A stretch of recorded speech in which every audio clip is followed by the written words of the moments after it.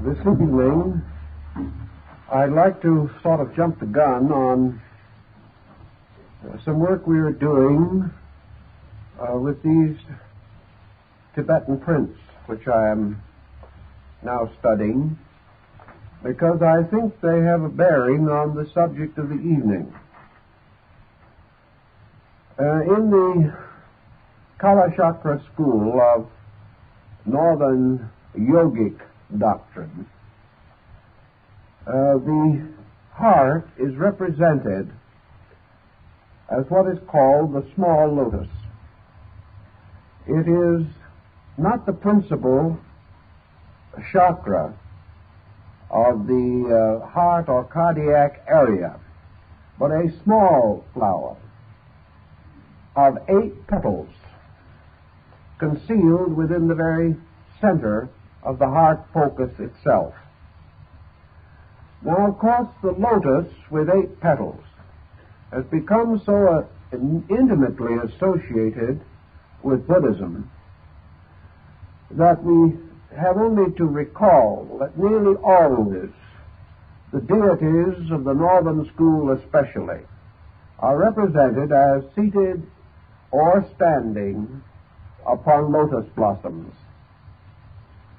This 8-spoked or 8-petaled lotus of the heart is, of course, also reminiscent of the noble 8-fold path, or the mysterious wheel of 8 spokes. And we know that in Buddhism, the number of the petals on the symbolic lotus is arranged to conform with the 8 spokes of the wheel. Now, all this centers in what the Northern School itself refers to as the heart doctrine. And this doctrine is in strong distinction to the highly mentalistic system of Southern Buddhism.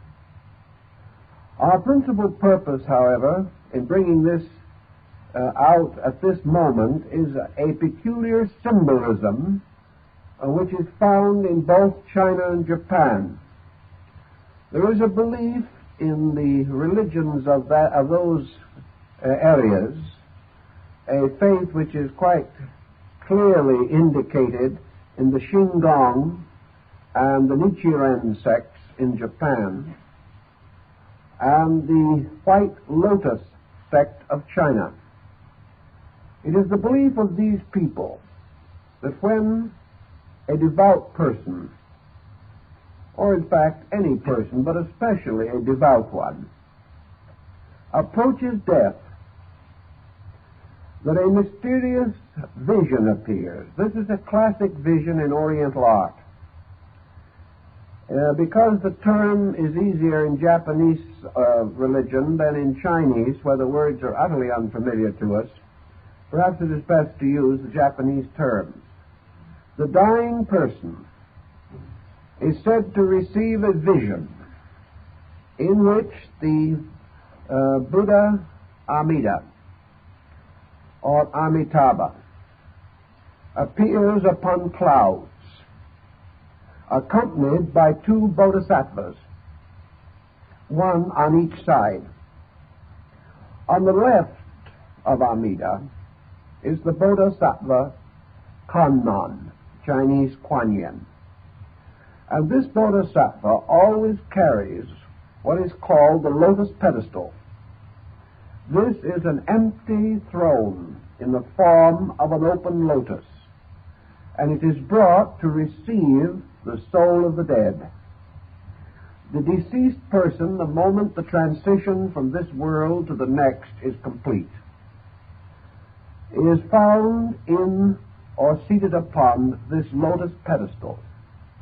If the soul is that of a person of no solid spiritual attainment, it is said that as soon as the soul is seated there, the petals of the lotus close around it, so that it is concealed as in the heart of the lotus, as in a kind of lotus womb. In this bud-shaped form, it is transported to the Western paradise. Now, if this person, regardless of his virtues or his vices, has at any time recited the great formula, Namu Amida Butsu, Hail to Amida Buddha, with contrition of spirit and sincerity of heart, and has acknowledged, even though he has disobeyed, the sovereignty of the law, has acknowledged in his heart that there is truth. This soul, then, is carried in the bud into the other world, where it passes through a second birth. And as its interior consciousness grows, the petals again open, and the soul is permitted to dwell in the world of Amitabha.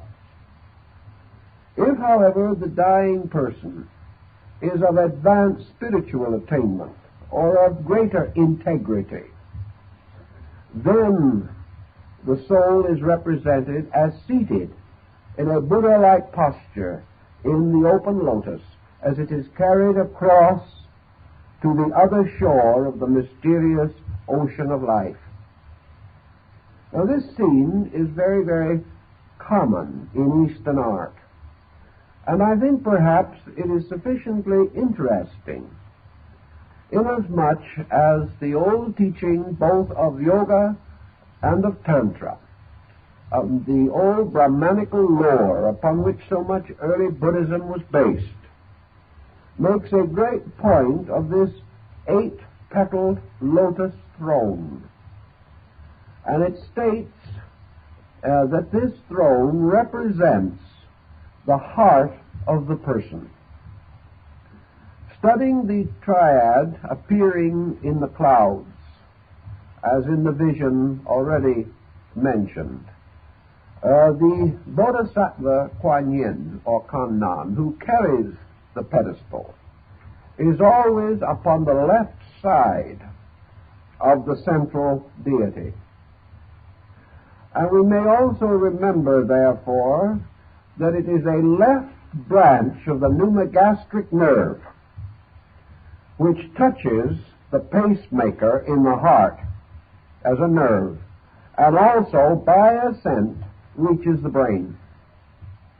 This peculiar point may cause us to suspect that the so-called vision is actually a study of the central nervous system with its sympathetic cords, and that Amida represents, in this sense, the mysterious primordial consciousness which is seated in the heart of the small lotus in the heart, and that this throne by which the soul is carried to the other world corresponds with the Brahmanic belief that at death the consciousness is gradually withdrawn from the circumference of the body and is focused or brought together in the apex of the left ventricle of the heart, where it then ascends by means of the left branch of the vagus,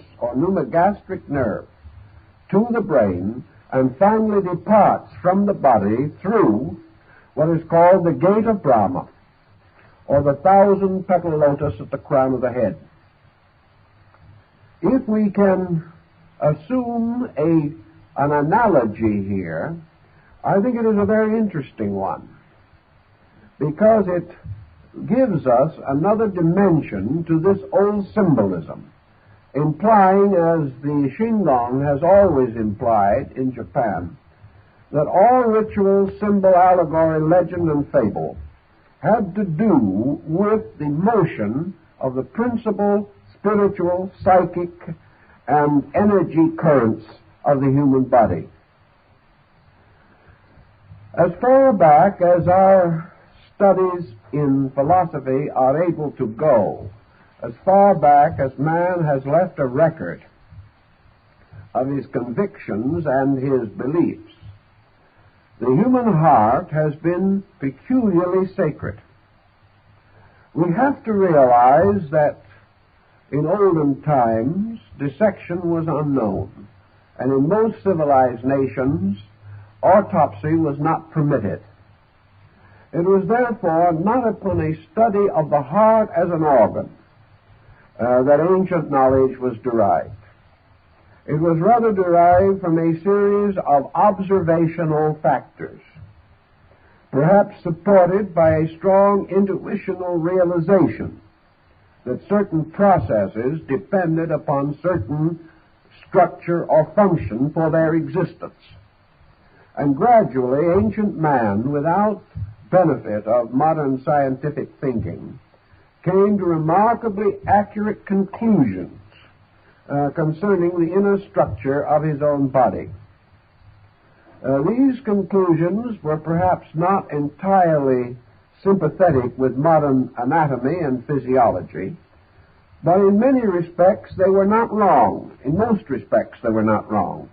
And in some cases and under some circumstances, they advanced in ancient time conviction or belief, which even today we have not yet been able to either prove or disprove, because much of their thinking was exceedingly profound in these areas. Among ancient peoples, the heart was symbolized in a number of ways. In northern Buddhism, it is usually represented by a vase, a very elaborate structure. Not the slender, tapering, bottle-shaped vase of Kuan Yin, which contained the waters of immortality, but a very elaborate Chinese-Tibetan type of urn, often represented in the lap of Amitabha as he sits in meditation. In the mandalas and meditating wheels, this vase is always the dead center of the circle, which in itself is a rather interesting concept. Everything radiates from this central focus. This vase, according to the belief of the ancient peoples, contained the mysterious, subtle energy of space itself. It was not merely a medicine for the woes of mankind. It was the mysterious fountain from which flowed all life, light, and reality.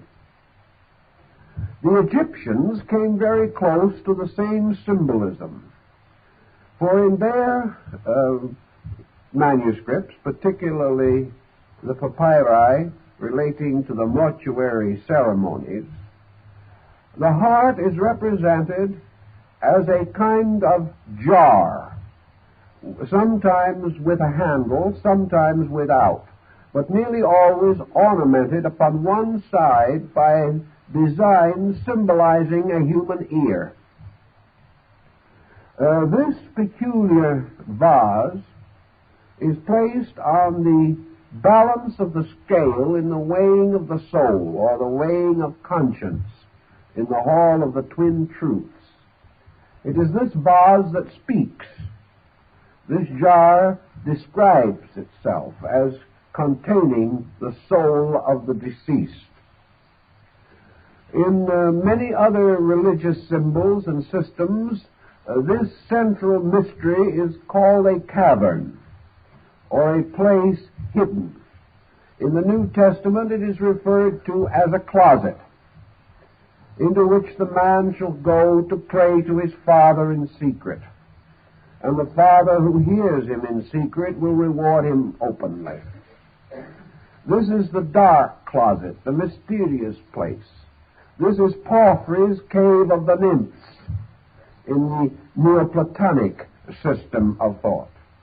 This is Zoroaster's mysterious cavern. And it is the Septapana cavern of Buddha, or the cave of 7 rooms, in which the initiations into the mysteries of Buddhism were given to the candidates or neophytes. Hermes describes the heart as a pyramid, and in a strange way it is a kind of inverted one. There seems much to suggest that in Egyptian philosophy the symbolism of the pyramid was intended to represent the structure of the heart, Adams, in his book, The House of the Hidden Places, devoted to a study of the pyramids, strongly advances this thinking. The heart, then, has become associated gradually with the concept of the heart of a people, the heart of a community, the heart of a civilization, whatever may be regarded as the focal point, the central point, the strong point around which all other things are built. This seems to suggest the idea of the heart. If you have visited the countless cathedral towns and villages of Europe, you will see the little cluster of buildings, the town, surrounding the soaring heights of the church or the cathedral. For these people, the church was the heart of the community. And wherever the acacia appears in relationship to the congregation, it is the heart. Entering into the church is entering into the heart, symbolically. The heart represents, therefore, the cultural center, the life center, and is associated with all of the essential functions of a people. In our way of life, the same is essentially true, but by our various attitudes, we place different structures in the center of our ways of life to indicate our essential sense of value. To some persons, the home is his heart. To others, his business may be the heart. But that which is most cherished, held to be most dear or most valuable, or regarded as the source of the inspiration to good or achievement, or as a symbol of final security against all the problems and mysteries of life, this type of concept is associated with the heart idea. Also, we know that to the Chinese and other Asiatic peoples, certain beliefs were the heart of the matter. Certain doctrines were regarded as more essential than others. And where a certain scriptural book or a certain commentary was more important than any other, it was referred to as the heart book or the heart symbol. The Egyptians, in mummifying their dead, removed certain vital organs from the body before mummification and variously mummified them separately in jars which were placed under the couch of death. The heart, however, was not removed. The heart, therefore, seemed to represent a kind of tabernacle. It was something too sacred to be taken. In the ancient astral theology of many peoples, the heart became a sun or solar system symbol. It was consequent to assume that what the heart is to man, the sun is to the world. Therefore, as the sun became the radiant center which supported the planets and all the life upon them, so the heart was the radiant center that supplied the life and energy of the body.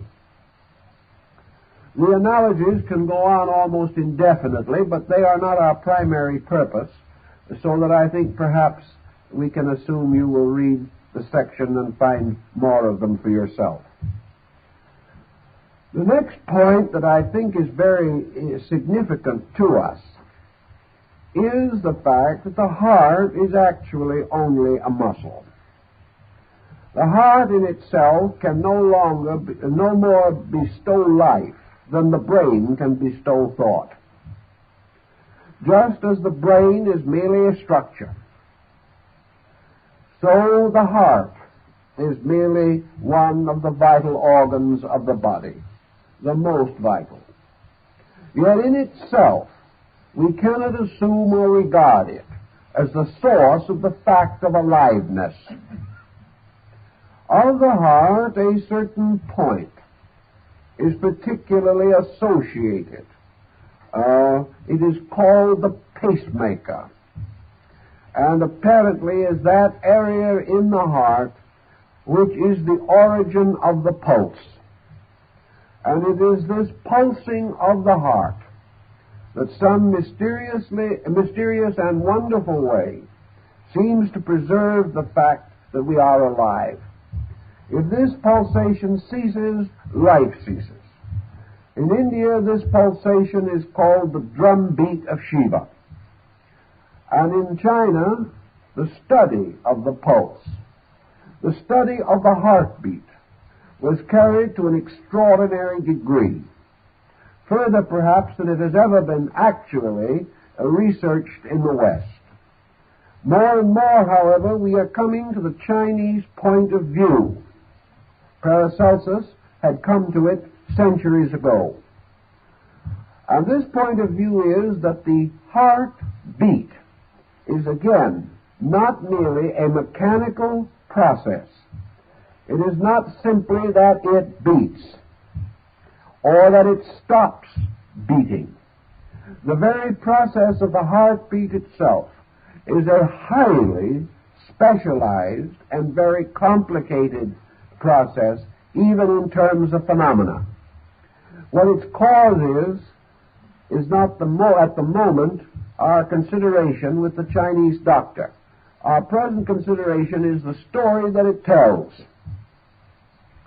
The Chinese have found, and other specialists have more or less sustained this, that the beat of the heart differs not only with every person to some degree, but differs continuously within any one person.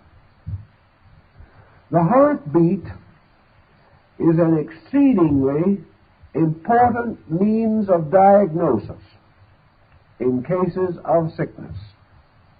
The Chinese are able to identify over 300 ailments merely from the pulse. The patient can put a glove on his hand and put his hand through a hole in a curtain so that the physician can never see the patient or even the hand. And the physician, by placing his 3 fingers upon the pulse in different positions, will be able to diagnose over 300 probable complaints and determine which one or group of complaints is most likely afflicting the patient. The system must have been reasonably accurate because we remember that in China, a physician is only paid while the patient is well. If for any reason the patient becomes ill, payment stops. And it is then the duty of the doctor to hasten the recovery for the sake of his own financial status. This diagnosis by the pulse, however, was in China associated largely with physical complaints, although worry, fear, and things of that nature might also be diagnosed. Today in the Western world, through a series of scientific processes such as the electrocardiograph and the polygraph, the study of the heart has been given very great psychological consideration. We now know that every mood, every emotion, every attitude, every circumstance which affects the individual can and very often does affect the heart. That the heart is extremely sensitive. That it is just as sensitive to emotional problems as to physical problems. The Chinese have a circuitous way of approaching this, but perhaps they are not entirely wrong. That every physical ailment produces some kind of a psychological ailment, and that every psychological attitude will ultimately set up a series of physical circumstances. Therefore, perhaps the Chinese physician is diagnosing not the physical circumstances alone, but the psychological reflexes of these circumstances, which, in their turn, do modify the pulse rate, as we know. It is quite easy on a polygraph to detect from the heart when a man tells a lie. In other words, his heart doesn't accept the lie. His heart reveals the truth of the matter, his fears, his anxieties. The heart will frequently reveal guilt because of the agitation which arises when the mind is brought into proximity with related ideas, and the person who has committed the crime begins to fear that he is being trapped into an exposure. The moment the fear comes, the polygraph detects this in the cardiac action. Thus, the heart is an extremely subtle instrument, and the mere beating of it is not its whole story. Now, the heart as a muscle must have some very close tie-in with other areas of nerve reflex in order to be so immediately hypersensitive, even beyond the consciousness of the mind itself. The heart apparently is much more oriented in a realm of subconscious pressures, subconscious instincts, and not entirely on the level of mere conscious attitudes. This brings a very definite point which the Greeks began to explore, but their civilization gradually vanished away before their sciences were perfected in these matters. But later others took up this line of thought, and it is still a rather debatable issue. Does the pulse, this mysterious drumming of the gods, actually originate in the heart, or is it communicated to the heart? Is the so-called beating of the heart something innate and intrinsic in this muscle, or has it another cause? And is the circulation of the blood due to the action of the heart, or is the action of the heart due to the circulation of the blood? Now, this would present a series of problems that could easily become very confused, and probably would be regarded with the gravest suspicion by men of science. Yet the fact remains that it is not at all inconceivable that the heart is what it has always been believed to be in the worlds of religion and philosophy, not a source of the vitalizing or activation of the body, but a focal point for energy of a peculiar and particular kind, which is in some way imparted to the heart, and therefore is capable of being separated from the heart by the process of death. Is the death of the body a death of energy, or a separation of energy, as in the case of thinking, where we are not at all certain that the death of the brain means inevitably the death of the intellect? Let us suppose for a moment that we recognize man not merely as a physical body as we see it, but as more accurately and more factually a kind of magnetic field. That man is really a physical body floating in a sea of magnetic energy. That this magnetic energy forms what has been termed the invisible or intangible perspiration, or perhaps may be likened to the mysterious bottle of alchemy, the retort of crystal, in which the processes of transmutation, generation, regeneration, and transformation take place. It was long held, and is still believed in Asia, that consciousness per se, as itself, is not located in the body, but that more correctly and properly the body is located within the consciousness. That consciousness is not a point but an area. This problem also confronts the student of astronomy. The question as to whether the sun is the source of its own energy. Ancient peoples did not believe that it was. They believed that what we call the solar disk is actually a shield carried on the arm of the sun god, by means of which this deity reflects invisible energy into the visible world. In the Japanese creation myth, the solar deity is feminine, the goddess of the sun, and with her is immediately associated the metal mirror of Shinto, for she is said to reflect the light of heaven upon the face of a mirror, and this mirror is the sun. The ancients used various kinds of glasses, lenses, and mirrors to collect light for the lighting of altar fires. And they took the attitude that the pacemaker, or the pulse center, or the heat center in the heart, is such a convergence of rays, and that the source of this life is not in the heart, but is imparted to it from this magnetic field.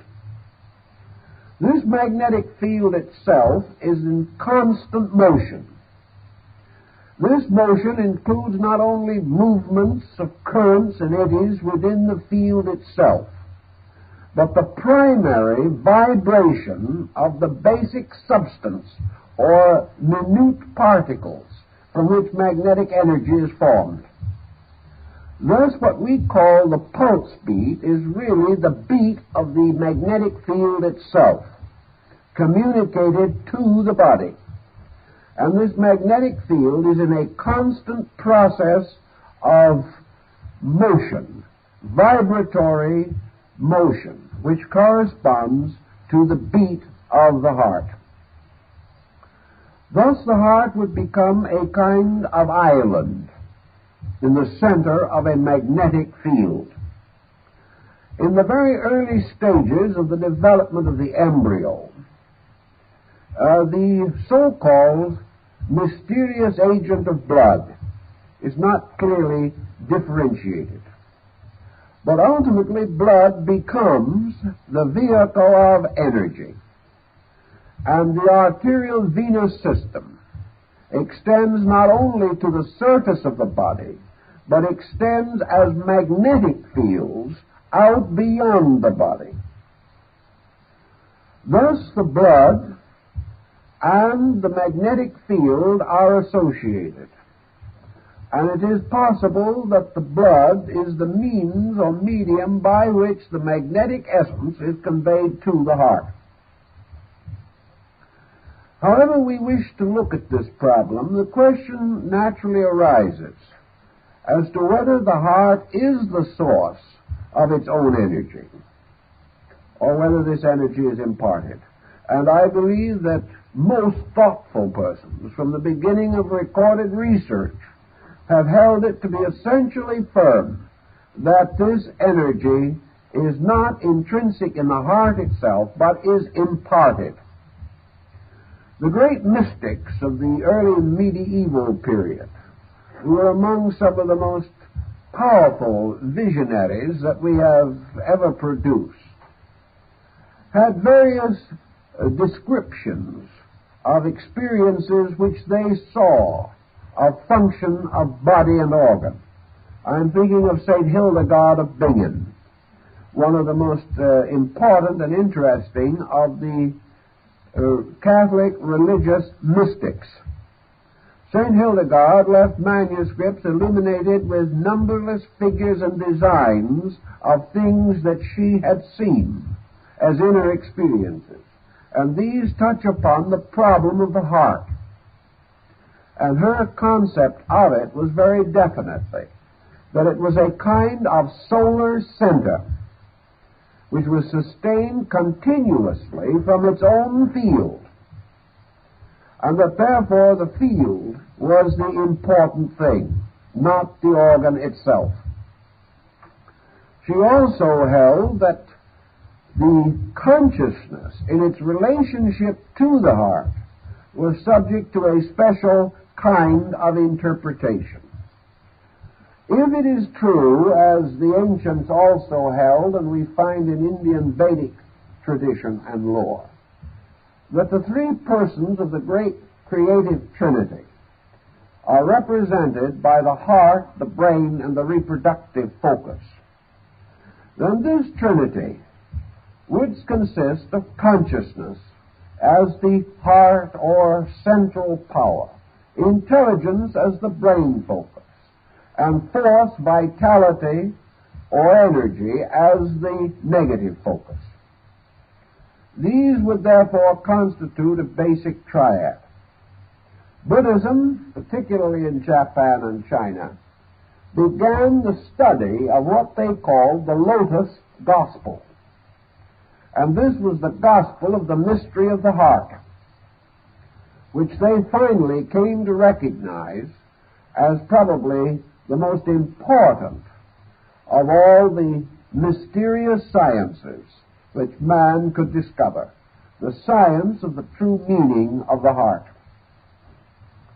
Now, we think of religion almost always as a heart doctrine, but we think of it largely as a mystical, emotional doctrine. We think of the individual's heart being the source of a kind of goodness, that it is the source of a basic morality, that it is the substance of the truth in him, and that in this sense of the word, his heart means that he is possessed by a certain charity. The heart is associated with love, charitas. It is associated with all types of human affection. But to these students in the olden days, much more was implied than this. They held definitely that the focal point, which we call consciousness, was actually placed in the heart. That in a mysterious way, the structure of the heart provided it with a primary brain of its own. Therefore, that there are two kinds of brains, the mental brain and the heart brain. That the mental brain is the source of intellection. The heart brain is the source of mystical or visionary apperception.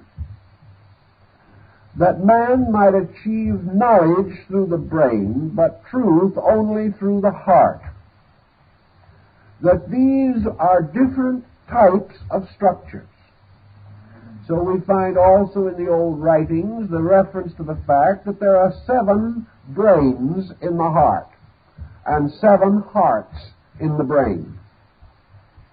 That in a strange way, the heart, as shown in the old Rosicrucian diagrams, becomes a symbol of the solar system, with the sun placed centrally, surrounded by the orbits of the planets, which are found in the structure of the heart itself, and the entire wall of the heart, as in the pictures by Rene, surrounded by and composed of the constellations of the zodiac. Thus the heart is a universe within man. It has the potential of supplying the entire external structure, the body from itself, because it has received into its own nature the essential seed of life, and that this seed of life therefore becomes the base of the livingness of the body which develops around the heart is supported by it, and in turn the body becomes the protector and administrator of the heart power. What then would be the nature of the consciousness in the heart?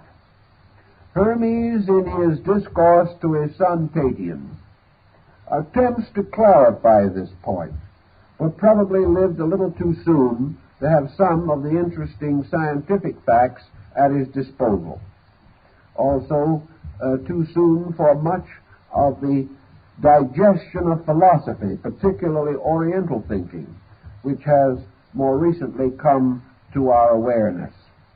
Consciousness is not to be associated with thought process.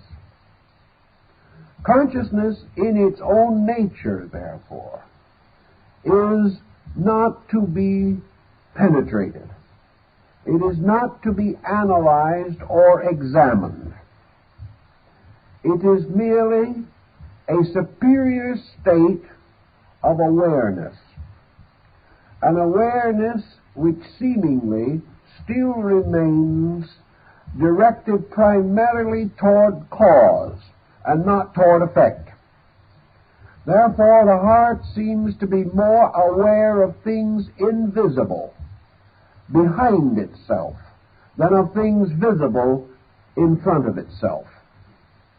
The heart contribution, therefore, is not intellectual, rational, or reasonable in the sense of mental activity. The heart contribution is most expressed and most clearly sensed in the mysterious potential of reality that is lurking within our own natures. The Scriptures suggest that as a man thinketh in his heart, so is he. And this thinking in the heart is not conscious thinking. This thinking in the heart is God thinking man, not man thinking about God. This is spirit mysteriously manifesting through its works, and these works themselves are not capable of comprehending their own Lord and Master. So that when man enters into the heart, he enters into silence. He enters into the great quietude of Lao Tzu.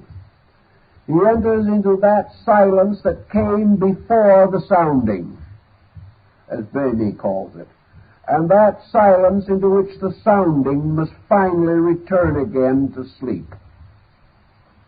Thus, whatever this mysterious power that resides in the heart may be, its primary requisite is quietude. It would and must abide in peace. And the principal experience we have of the heart is the capacity for peace, which comes to us.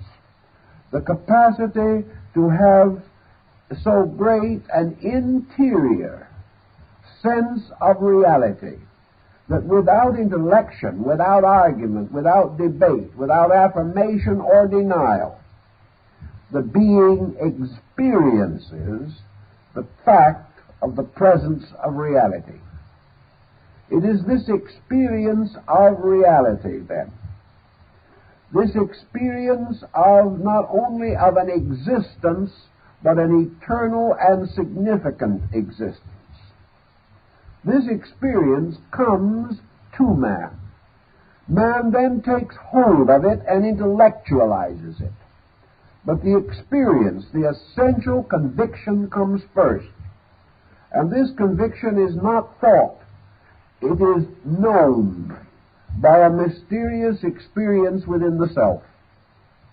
Of this, then, we can say, in terms of the definition of consciousness, that in some mysterious way it is the invisible source of this sense of beingness, this sense of significant, purposed existence, which all things feel within themselves. the loss of this feeling through any circumstance or affliction or despondency of the emotions or mind can result in what is termed the broken heart. This can exist. It is a term, however, which simply represents the loss of this sense of heart value, the loss of the spirit of meaningful life within the experience of the person. Actually, to put any of this type of thinking into any kind of wording is extremely awkward. So we can only, so to say, talk around it and hope that you will catch the point which I am trying to make. Namely, that the consciousness in man contributes no ideas, no news, nothing of a tangible intellectual nature. It merely contributes this sense that we exist, this I amness of ourselves, not voiced, not rationalized, but assumed, so near to us that we do not doubt it, question it, or analyze it, but turn from it to doubt, question, and analyze all other things. It is perhaps experienced somewhat in this concept that man is incapable of the experience of death. He is unable to know what death means because he is alive. And it is a series of certainties based upon the fact that we are alive that must be basically associated with the heart system. Now, the moment this system comes into existence, man begins the elaborate process of transforming it. In the Kala Chakra concept, therefore, we remember, as I said, that there is the large chakra located, or that is the ganglia of the autonomic nervous system, located in approximately the heart region. Then there is within this the small lotus, or the small flower of 8 petals. The outer flower, the chakra, is very largely the center of man's sensational existence. It is here that the individual passes into the expression of the entire gamut of his emotional propensities. Thus there are, we may say, at least 2 layers to the heart consciousness. Its own innate structure, which remains forever in a state of reality, and its emotional negative polarity, which extends outward into the sphere of the sensory perceptions and reflexes. Therefore, the innerness of the heart may say, I know. The outer part of the heart may say, I choose to believe. Then the mind comes along and says, well, it's my opinion. And everybody has been heard from in some way or in some degree. There can be no doubt that the mind is essentially under the control of the heart. That the mind, therefore, is a subordinate being. The heart will retain function longer than the brain if the two are separated in any way. The brain's consciousness ceases very quickly, but it is well recorded that the human heart has survived assumed death for an hour or even longer, and that it is quite possible to demonstrate that the heart tissue of serpents, after the heart has been chopped into small parts, the various small parts will continue to show a certain amount of pulsation. Therefore, we are dealing not merely with a structure, but we are dealing with a kind of pull for energy which itself is pulsing. And it is the pulsation of energy that is communicated to the heart as a muscle. In this sense also, the psychic life of man is very closely associated with the outer or large chakra of the heart system. Our emotions very largely cause our psychic stress, and the mental reaction or factor is secondary. Almost always where you find the mind disordered, the emotions were disordered first. And the emotions, by some ill training which was given to them, gradually dragged down the mind. This is true also in terms of the affections of man. The psychic field with which we are very largely concerned today is therefore an elaborate structure of symbolic reflexes based upon consciousness, even as the mental field is a series of reflexes based upon the released energies of mentation. And we cannot assume that these various degrees of manifestation are identical. They are emanational, one from the other, the lower always being lesser in value or quality. Now let us go back directly to the heart problem, which we have very definitely to consider. The ancients regarded the heart as being a kind of seed.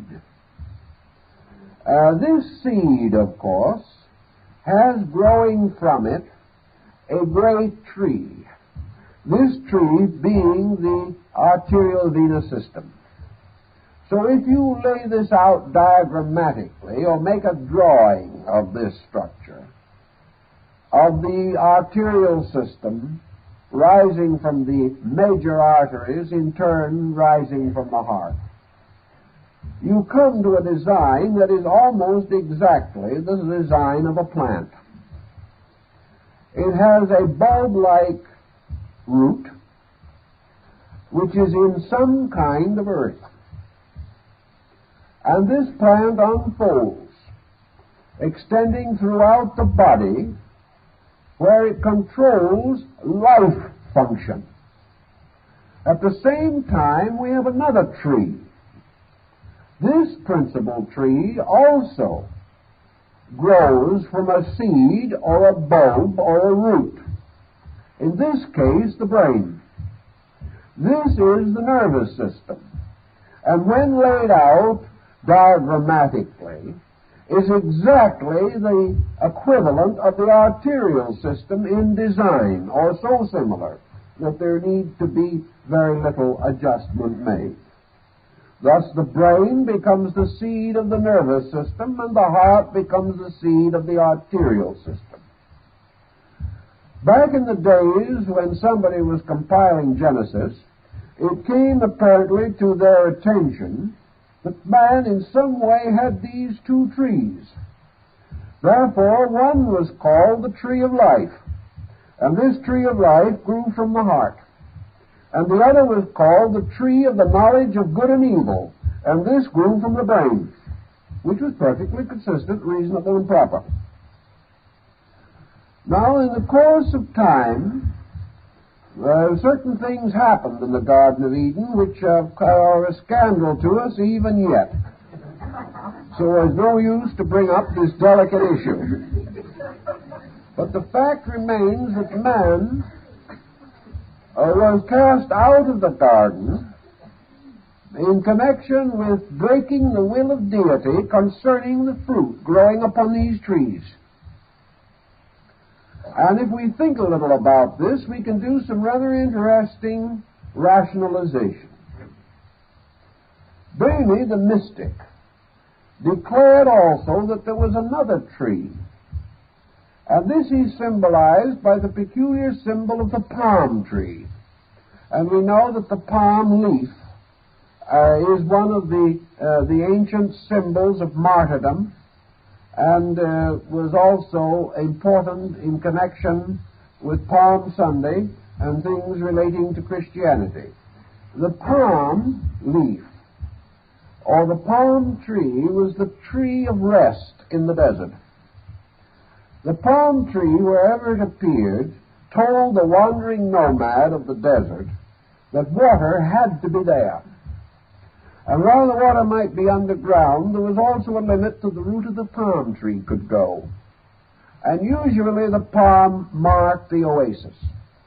Also, the shade of the palm might be the only protection against the desert sun. The palm tree in Christian symbolism, because Christianity arose in a desert region where the palm was one of the great symbols of hope and rest and salvation, became a very adequate symbol for the soul. And in Rene's writings, the symbol or significance of Christ is clearly pointed that the seed of Christ is planted in the human heart, where it grows up into a great palm tree.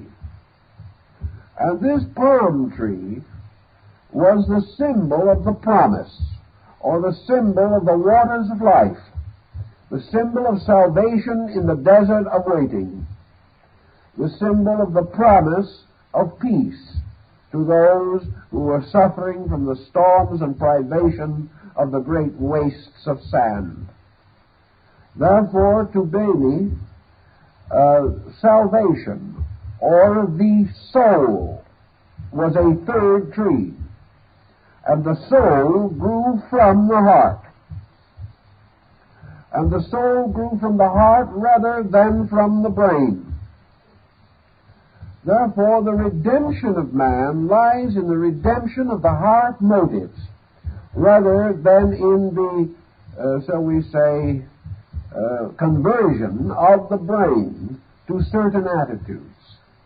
This is the point that was made in the Buddhist system, where the soul was taken to paradise if once during life it had truly, sincerely, and devoutly accepted the mystery of truth. Now, in this system also there is an interesting thing, because somewhere in space is the great lake of paradise. And in Asia, this lake of paradise is a wonderful pond, very peaceful and beautiful. And the surface of it is covered with lotus flowers. And every time a human being performs a beautiful act, a new bud is born there. And that is the bud that will later be brought to him as the throne to carry his soul to paradise. In other words, it is his own good deed that becomes the throne, or the lotus blossom, which is brought to him when the time comes for his soul to make the transition. So, for every good person unfolding in the world, there is this lotus in the great pond of eternity. And as he grows in this world in wisdom and understanding, the lotus opens in the invisible world. And the kind of throne he will sit upon in the infinite is determined by his merits here. The same thought is behind Rene's mysticism. Namely, that in some mysterious way, by a process of induction, the heart lotus opens as the result of the growth of soul power. That within man, the entire alchemy of his relationship to eternity is determined by the heart center. And the heart center will accept gladly help of both the mind and the hand. But the heart center is where the actual baptism, the actual mystery of the Pentecostal experience is accorded to the being or the living person. Therefore, the heart center in man represents his spirituality, his essential and real spirituality. And this heart center is where the record or the true and faithful report of his virtues, where this record begins to result in the development or growth of this archetypal soul symbol. This is a little obscure and difficult, but there's not too much you can say about some of these things, because again they can only be known by a sort of mystical experience itself. The field of the heart is called by Rene a kind of earth. And if the earth be good, then the heart is nourished by that goodness. The seed unfolds and grows, and the mystery of immortality is attained as an experience in the inner consciousness of man himself. The next point that perhaps we can do a little something with is to study a little more carefully this relationship of the heart to the body itself. We can do this by means of an analogy to the solar system. The heart in the body is surrounded by a group of organs. These organs, according to the Babylonians, Chaldeans, Greeks, Romans, practically every civilized people, have always been associated with the planets. Paracelsus makes this very definitely an assertion, namely that the organs surrounding the heart resemble the planets surrounding the sun. Consequently, the organs themselves become secondary deities.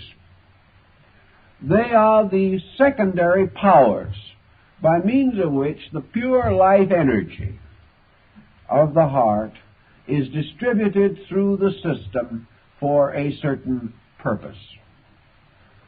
We have three energies with which to consider, each of them, however, being a kind of specialization of basic energy.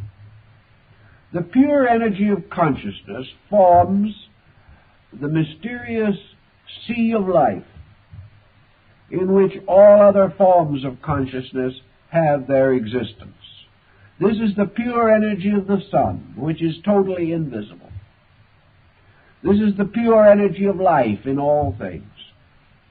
And the ultimate of this life is its own eternal, unconditioned fertility.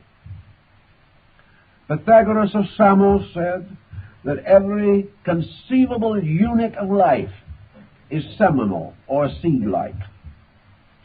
Therefore, that life is an eternal substance, everywhere existent, like a mysterious invisible ocean or fluid, or air, or gas, or essence, that no place can be deficient of it in any way, and that this pure life, which has no form, no appearance that we can see, no nature we can define, no direct processes that we can understand, this pure life alone is good.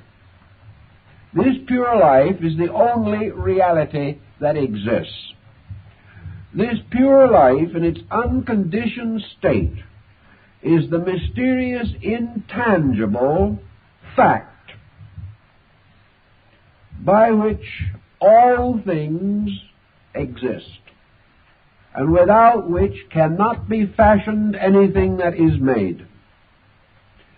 This pure life is absorbed in its own production. so that created things are aware of creation, but they are not aware of the life in which creation continually exists.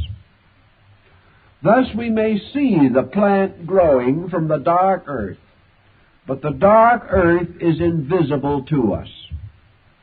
We may perceive that the plant gains innumerable energies and powers from this dark earth, but this dark earth does not seem to resemble any of its powers. We look at the beautiful rose rising from the earth. We cannot see the rose in the earth.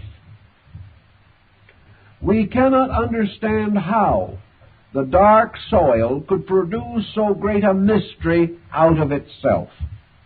Yet it is the energy of the darkness that gave us this beauty of the revealed and apparent form. Thus, in philosophy particularly, we recognize that all natures of themselves are sustained by one nature, of which we have no definition. This dark soil does not, however, produce identities from itself. This dark soil produces different flowers, different forms of life. It produces everything from the most glorious of all forms to the most humble and even obnoxious of all weeds. This soil, therefore, causes all things to bear their fruitfulness according to their own natures. Yet its energy is the one life by which all natures are able to attain to the condition of living. Therefore, this soil, this earth, this energy, this mystery is the mother of all living. This is the eternal life, forever conditioned, by which all good and all ill come into being. Yet this life itself is not visibly similar to any of the things which it produces, nor can its nature be determined by a study of its productions. The only thing that we can finally decide is that its nature must be sufficient to sustain all production, and that this in no way shall be regarded as exhausting that nature. For it must produce all production within the sensory grasp of man, an innumerable and inevitable production which man does not understand or cannot perceive. So here we have this basic life, this basic vitality, which is brought to man as the very substance upon which his life must depend. This life becomes then the vitalizer of innumerable specialized function. And everything that exists must have a sensitized area of some nature, must have some means of drawing this life to itself, focusing this life upon itself, inasmuch as the entire growth of the particular life is dependent entirely upon it developing in and from this basic energy. It follows from this that we may liken this energy now to the dark earth, and we may liken the consciousness of a being or a creature to any one of the innumerable plants or forms of life that grow out of this earth. The oak tree and the willow tree, the pine tree and the elm, all have this common source of energy, yet each becomes what it is, but only because this energy is present.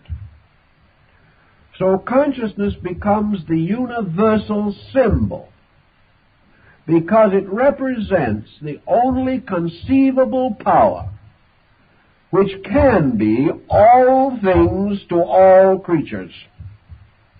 Every other kind of specialization must be deficient in something.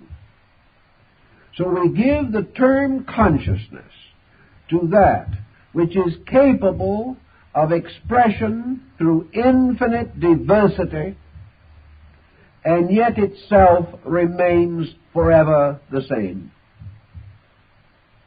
That which produces difference from sameness.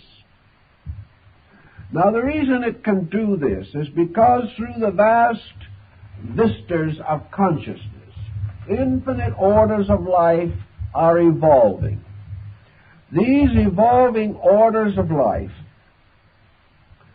are developing from these seeds, which are spiritual focal areas. And an infinite evolution is continually specializing the units of eternal life itself. So man, being a person with an intellectual existence, and according to philosophy with an existence prior to this world, and an existence after or subsequent to departure from this world, man is a personal being with his roots in universal consciousness. He is a personal being nourished by an impersonal principle in which he exists. Now, this universal impersonal principle is everywhere. But if the particular aspects of that consciousness are in some way separated from a structure, that structure passes into a state of disintegration.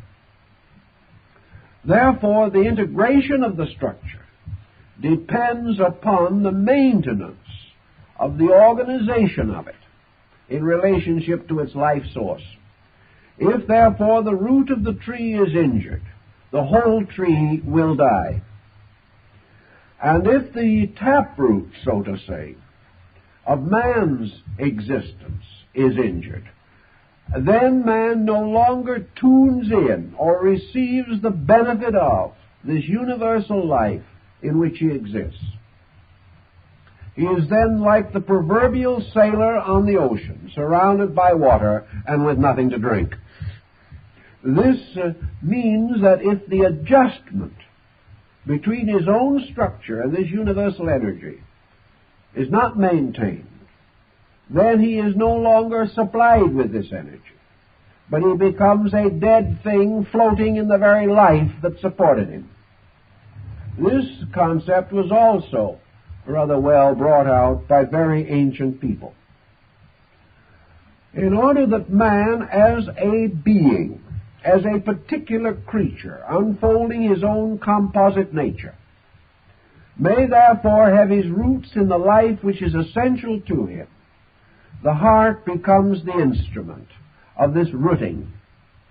It is because of the fact that the heart is capable of receiving and focusing or serving as a channel or medium for the bringing into the body of certain phases of universal energy, that man can function as a being, just as though it was possible to turn an electric current into a wire, and by so doing this wire now becomes suitable to be a telephone. The wires may be there, but if the current is not, nothing happens. The body may be here, but if it's linked to the peculiar universal energy by which it is sustained, if this is missing, then the body is not alive. It has another kind of life. It has a molecular life, but it does not have the kind of life that we know. And as man as a being cannot exist consciously in a body contrary to his own inward adjustment, man cannot inhabit the body if life as a principle departs from it. I think then we have to recognize two persons in our problem. One is this universal person who supplies energy, or which is energy. And the other is the individual person who is evolving as the plant or any other creature in nature evolves because of the abundant supply of energy to make this evolution possible. Thus, we may definitely affirm that the heart does have two distinct functions, one represented by its core function and the other by its peripheral function.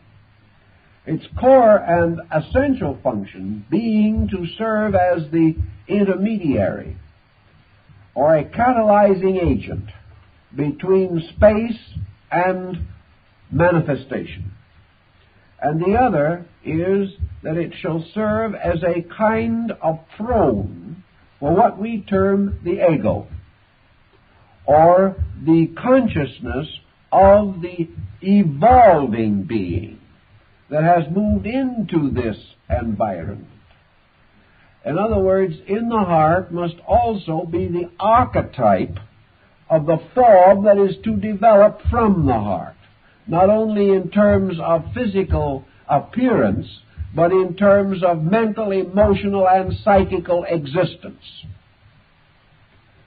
Thus it would appear that Rene is not entirely incorrect when he declared that the spirit in man, the personal spirit, which is himself, abides within the heart, that this is its holy house, and in this place the spirit itself worships at the altar of the Most High God, the Most High God being the mysterious power which is greater than itself, which is the life principle upon which it subsists. From this spirit core of individual existence, the essential state or nature of the being that is now incarnating begins the unfoldment of its own character, a process which begins at the time of quickening, a time in which the personal being, the entity, takes over the administration of the body, and then begins the process of adapting the entire mystery provided by universal life to the needs of the personal existence. Man can control a very large part of his own function, but with the exception of a few very highly specialized individuals, man cannot consciously control the beat of his own heart. If man had this as a voluntary function with his present state of evolution, he would probably forget it one of these days and drop dead.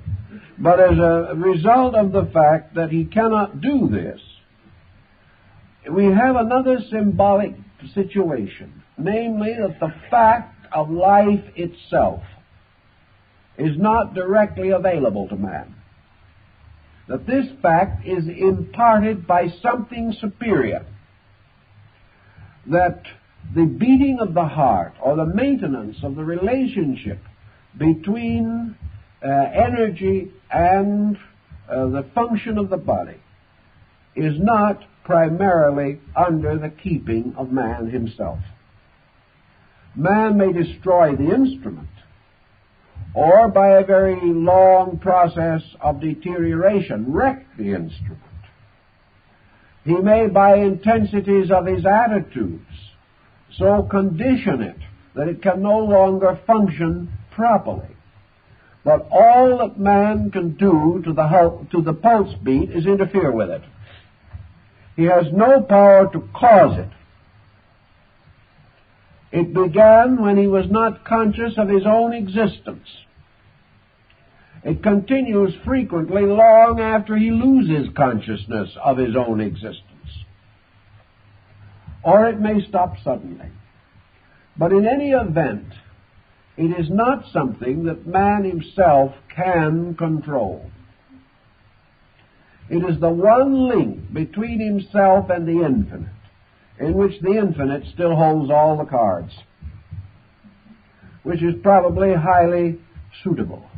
because man is not capable of handling this situation at his present state of growth. So every part of man's life, according to the old mystics, is under the sovereignty of his will, except the pulse. The pulse point in the heart is subject only to the motion of the infinite. Consequently, man has a continual promise, a pact, or contract with the infinite, represented by the pulse beat. This is like the rainbow that appeared to Noah. It is a covenant between the infinite and man. For as long as the pulse beats, the infinite is with man. And when man, by some reason or other, separates himself from the infinite, the pulse ceases.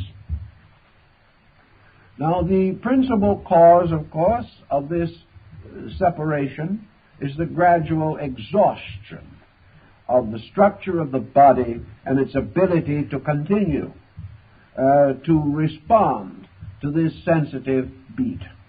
Gradually, situations set in which the individual, by age and so forth, loses the power to control the functions of the body. And when the crystallization or the general deterioration reaches the point in which the pulse can no longer respond to the beat, the individual ceases to exist physically, not as a being, but as a body. So man now finds himself standing forever in the presence of a mystery as great as that which he faces when he gazes out on a starry sky at night. He is suddenly in the midst of a vastness, and all this vastness that is not his own personal self is brought into rapport with him, and he partakes of this vastness because of the heartbeat. This is his true relationship with the infinite. Most mystics have sensed this and realized it, and have therefore turned to this mysterious altar of the heart, on which burns the mysterious flame of everlastingness. It has become one of the greatest of all symbols of the infinite, because it is in this symbolism that man sees the ever-presence of his God. And any man who is able to be still will know, because if we are very quiet, we can hear the beating of the drum of life. The old peoples all held this conviction. Out of this supply, we gain, therefore, a sense of nutrition also. Whereas the body is sustained outwardly by its participation in the great nutritional areas of human maintenance, the energy of things, so nutrition is inwardly provided by this mysterious pulse beat. But the nutrition we take in has no direct effect upon the pulse beat. The only thing it affects is the physical structure, which, if it is starved or inadequately fed, can no longer react to the beat of the heart. Or if by impoverishment of nutrition the heart muscle is impoverished to a certain degree, then it may not be able to respond and the person dies. But the nutrition does not support the heartbeat. The nutrition only makes possible the maintenance of the body, so that the beating of the heart may be a normal and proper function. So man has his own personality to consider, and behind that personality, this X-quantity, this mystery, from which he can never escape while he is here. This energy also provides him with the means of unfolding the temperament which he has. This energy, becoming specialized, supports all of the processes of his growth and attainment. In its various aspects, it becomes mental energy and physical energy. It provides the necessary psychic communion by which the entire personality is bound into one being.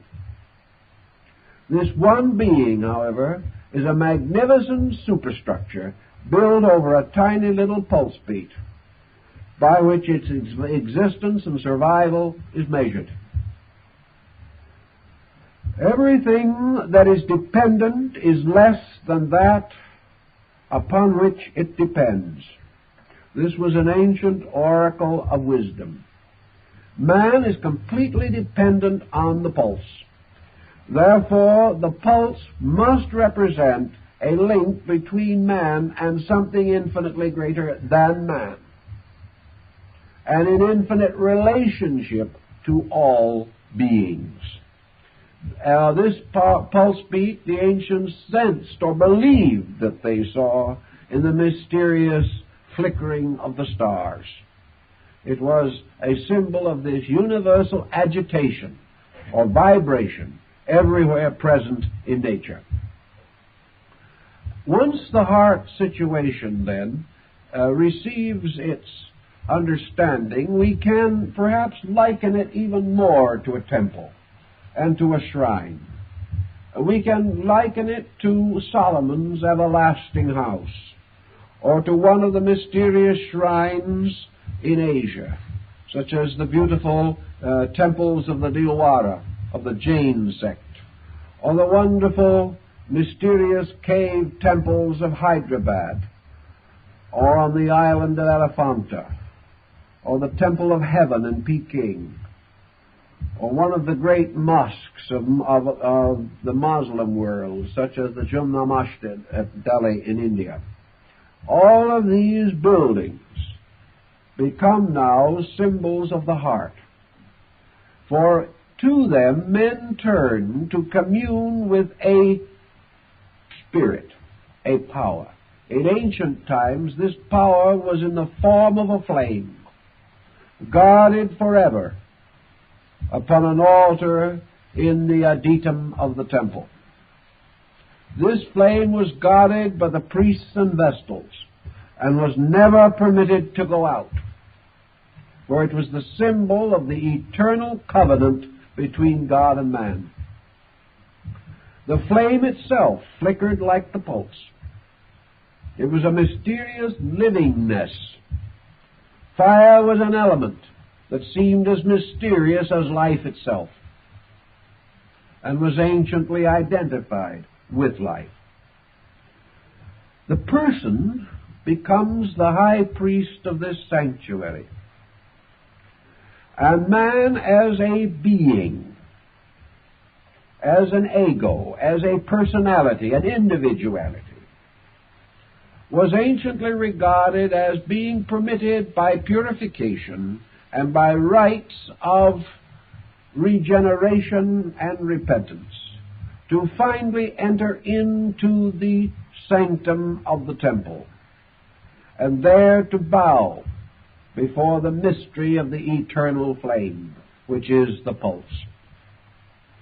And in this he prayed or became possessed by the spirit of a great veneration. And this became the very process of mystical enlightenment. And in every part of the world it was assumed that the mystic, seeking truth, always sought it by entering into his own heart. This was his secret house. This was his temple, his shrine, his palace. This was the place where God came and dwelt with men. And the sanctification of a temple and the rites still used in the sanctifying of a church are based upon all these ancient convictions. Once having come into the living mystery of this, it was assumed that the heart then became the basis of a mysterious direction of the septenary of man's psycho-emotional life. In other words, the heart, having been established as the sanctuary, the individual then, having dedicated this sanctuary to the one living God, setting it aside as a holy place unto the Most High, then proceeded to go forth as the initiate or adept being in the service of this consciousness and in the glorification of it. In the mysteries of the Holy Grail, this mysterious heart symbol was the Sun Grail, which also, of course, in some of the older legends was the Sangre Real, the mysterious cup that carried the blood of the king. This strange symbolism also, the symbol of the precious blood, the symbol of the cleansing blood, all had to do with the purification of the body by the blood moving into the presence of the life, where it received an ordination of life, where it passed through this tremendous vibratory focus of universal life and impregnated with it went forth again to the works of life, namely the ministry, which was the distribution of energy through the bloodstream. The heart was therefore the one sacred symbol, the symbol of the entire integration of the universe around a spiritual principle. This principle being known particularly as the heart power. Now, ancient man became more or less of the understanding that the heart power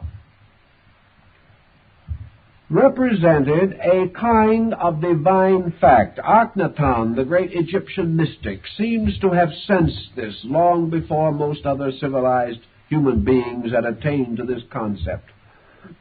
Namely, that this mysterious heart power, the life, the true life, was of itself life-giving, but that man was life-destroying. That this life, therefore, came forth, having been born in a manger, and this again is only a symbol of the heart itself, because in the ancient times the inn, or the place of rest, was also called the heart. This symbol was to the effect that man, by deviating from the laws of this heart principle, gradually destroyed his religion. He had to perform a sacrilegious act. And the sacrilegious act, the final, unforgivable sin, that ill which could never be forgiven, was the sin of letting the fire go out. Death. And this fire had to go out for some reason. Now, this does not mean that the ancient immediately conceived physical immortality. He knew the true meaning of sin, which is not evil, but to fall short, inadequacy. But he did realize that when the individual in any way perverted the power of this energy so that it turned and became an enemy of itself, that he was committing a very great and terrible sacrilegious act. So Akhenaton gave us this realization that those who have become aware of the matchless altar of the heart and who have stood or knelt in the presence of the flame have become its servants, and therefore that they must gradually bring the entire unit of life existence into harmony with the laws of the flame. For this flame will either illumine or it will consume. And this mysterious heat power of the pulse will either bring light or combustion, according to the nature of the material which serves as its fuel or serves as its focal substance in this world. Thus, this light or life is forever burning out or removing corruption. The mystics held, therefore, that those who believed in the ultimate universal reality of life were required to so live and so conduct themselves that this flame in the heart was protected and preserved against anything that was bad for it. And anything that was bad for it would ultimately break up the focal point and cause the fire to go out.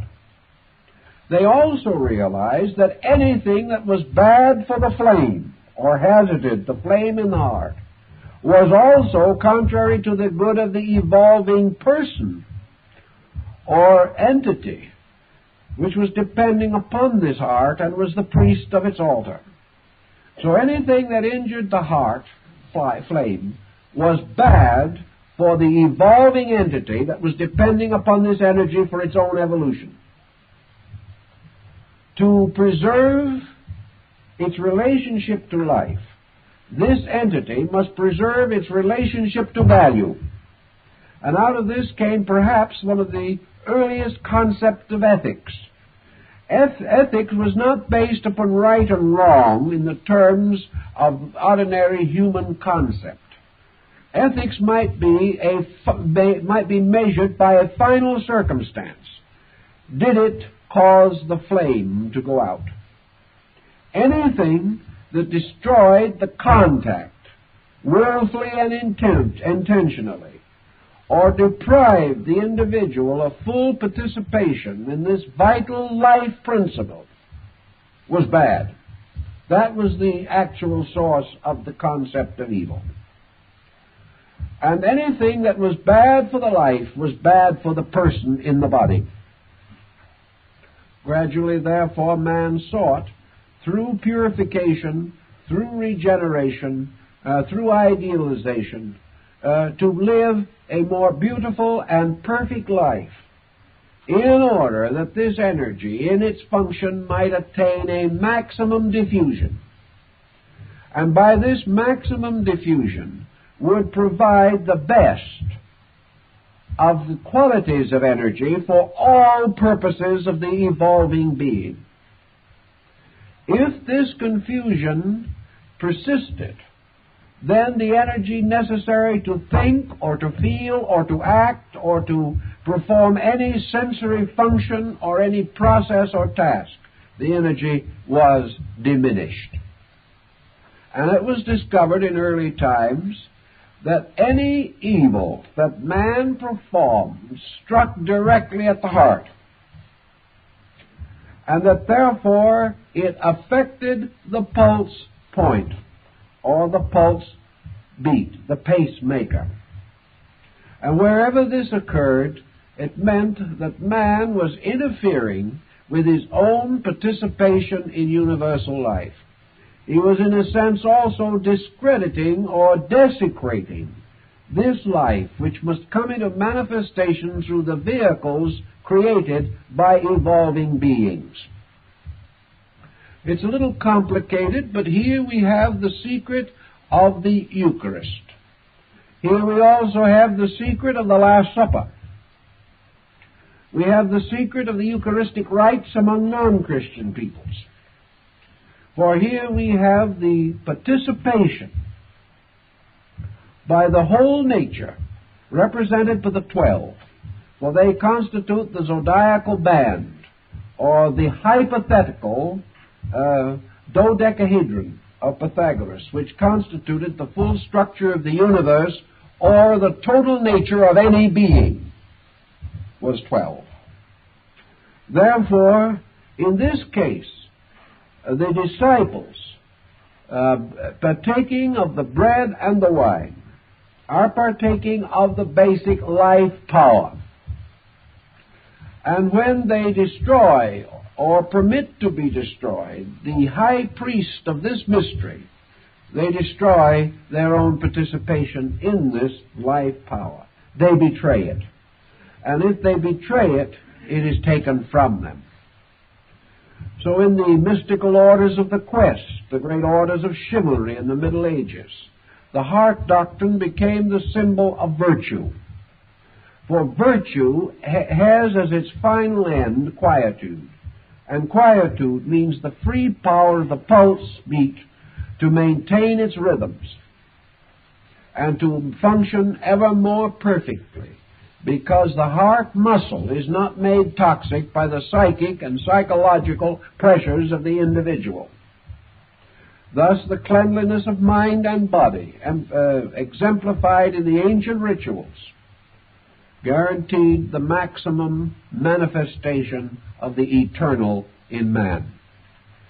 Now, the ancients philosophized on this quite extensively. They pointed out that the heart dweller, by which they meant essentially now this energy, was never a moralizer in itself. It never told anybody what to do, but it revealed that if they did certain things, it hurt. There is no dogmatism. There is simply law and the breaking of law. Not by covenant or code as we understand it, or by legislation, but simply by the fact that there are rules in space governing the distribution of energy. If these rules are broken, the energy fails the individual who breaks the rules, because he has primarily failed the energy. All of this centers in the heart concept, and it was gradually recognized that the heart, under certain conditions, could also become a more joyous, a more ample and suitable place. Just as from the first rude stone monuments and runic pillars of old time, there have gradually developed the beautiful churches and chapels that we know today. Men's places of worship were once rude altars in the wilderness. Today, they are magnificent in appearance, if only the true inner mystery of them could be more fully understood. But the heart becoming this nobler mansion that we are continuously building, we know that by certain definite processes, we may bring greater vibratory adjustment to the heart. We know that every cell in the body changes gradually over a period of years, that new orders of life come into being in our bodies every few minutes. If, therefore, through certain processes, constructively and devoutly adhered to, through these processes, the heart is strengthened. The heart structure is refined and improved by intent rather than by the simple processes of growth. And nearly all the processes which make for the happiness of the heart are processes of kindliness, friendliness, charity, and goodness. That with these faculties, with these factors, the heart itself relaxes and becomes peaceful and becomes instinctively more immediately responsive to this pulse beat that is constantly continuing there. Now let us assume for a moment that we have followed this line of thought. We have seen the invisible power represented by the altar with the flame. We have seen the hierophant of this mystery, the human ego, the high priest of this mystery cult, man as a being focused in the temple of his heart. We know that man only under certain conditions is permitted to enter into the presence of the Most High. These conditions being those of disciplined meditation and the most highly evolved specialized doctrines of the wisdom religion. Also we realize that the time naturally comes when, as the Muslim says, each man must unwind his own shroud. Here, of course, you all remember the Muslim wears a white cloth twisted around his head called a turban. This is his shroud. He wears it all his life, and he will be wrapped in it when he dies. So as one Muslim mystic says in one of his stories, he knew his time was coming because his heart was whispering goodbye. It was a very poetic thought, but this is the concept underlying it all. The time comes when the body is no longer suitable to maintain the needs of the being. The being is not yet wise enough and strong enough to preserve this body. Someday, perhaps it can do so for an indefinite period of time, but the whole way of life will have to change. So the time comes when the pulse archetype tells us that energy is going to move away. Psychologically, we seem to be aware of this. And here again, the direct awareness seems to arise from the actual agitation of the pulse itself, long before it actually ceases. Man becomes some way mysteriously aware that the transition is to occur. He hears the voice saying farewell. In this time, finally, the energy fields, gradually depleted, are no longer able to sustain the being that is now dwelling in this vitalized area. So the being, possessing its faculties and its septenaries of powers, then begins to draw into itself as the ego or personal integration center, draw in all of its sub-department heads, its managers and its clerks and its superintendents and even a few office boys, which are fast vanishing. They are now called vice presidents. And in this situation, the heart gradually gathers into itself all of these elements until finally they have come to be one unit, and the ego has enfolded back into itself again. In a sense, this lotus flower of the entity has closed mysteriously, like the lotus itself closes at night in the darkness of death. By this time, the pattern is becoming very definite within the nature. It has become obvious that this separation must take place.